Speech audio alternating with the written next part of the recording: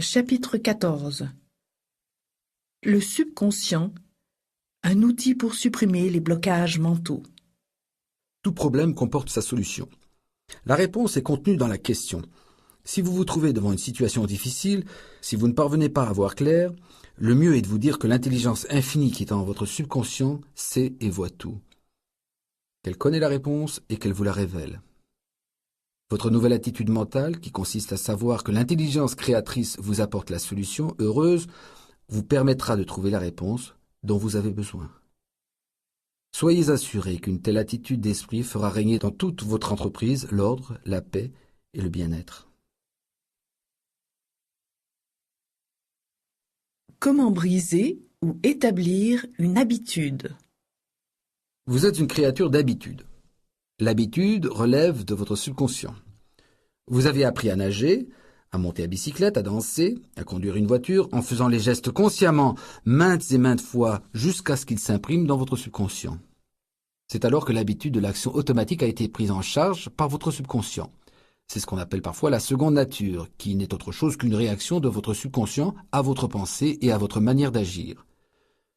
Vous êtes libre de choisir une bonne ou une mauvaise habitude. Si pendant un certain temps vous répétez une pensée ou une action négative, vous serez sous la contrainte de cette habitude, car la loi de votre subconscient est contraignante. Comment il brisa une mauvaise habitude?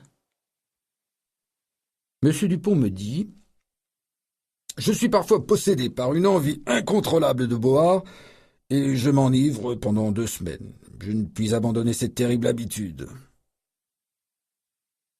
À de très nombreuses reprises, cet homme infortuné s'était trouvé dans cette situation. Bien qu'il eût commencé à boire à l'excès de sa propre initiative, il comprit qu'il pouvait perdre cette habitude en établissant une habitude nouvelle. Il me dit que bien qu'il pût réprimer temporairement son désir de boire par la volonté, ses efforts persistants ne faisaient qu'aggraver les choses.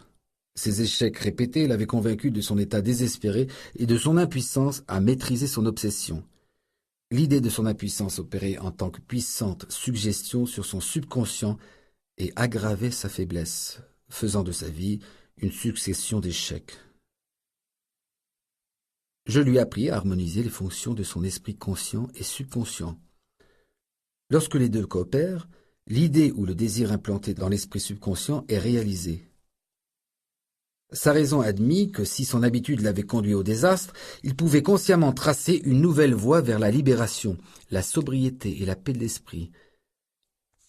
Il savait que sa fâcheuse habitude était automatique, mais puisqu'elle avait été acquise par son choix conscient, il comprit de même qu'il avait été conditionné négativement, il pouvait aussi bien l'être positivement. Il cessa donc de penser qu'il était impuissant à surmonter sa fâcheuse habitude. De plus, il comprit clairement qu'il n'y avait d'autres obstacles à sa guérison que sa propre pensée. Il n'y avait donc aucune raison d'accepter une telle coercition mentale. La puissance de l'image mentale. Cet homme prit l'habitude de détendre son corps et de se plonger dans un état de méditation somnolente. Puis il remplissait son esprit de l'image de ce qu'il désirait, sachant que son esprit subconscient le rendrait manifeste de la façon la plus simple. Il imagina que sa fille le félicitait, lui disant « Papa, comme c'est merveilleux de te voir à la maison !» Car à cause de son mauvais penchant, il avait perdu ses droits familiaux. Il n'avait pas l'autorisation de rendre visite à sa fille, et sa femme ne voulait même plus le voir.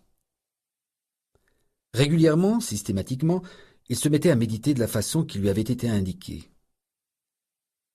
Je lui dis qu'il pouvait comparer son esprit conscient à un appareil photographique et que son subconscient était la plaque sensible sur laquelle il enregistrait l'image.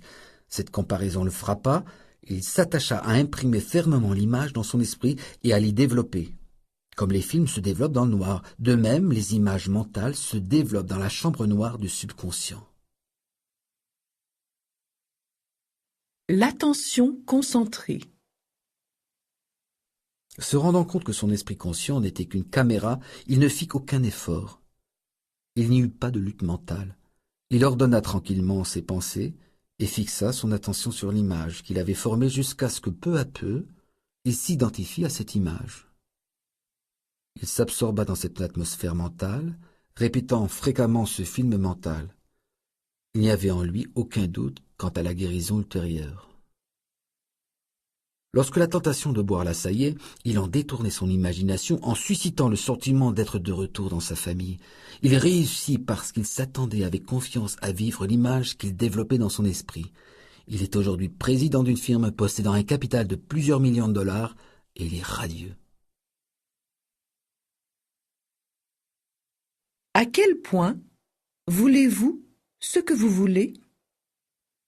Un jeune homme demanda un jour à Socrate comment il pourrait acquérir la sagesse.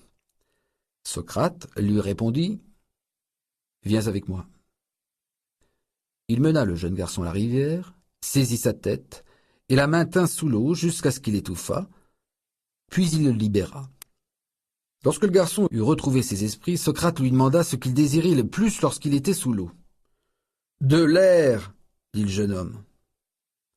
Socrate lui dit alors « Quand tu aspireras à savoir de la sagesse autant que tu aspirais à avoir de l'air lorsque tu étais immergé, tu la recevras.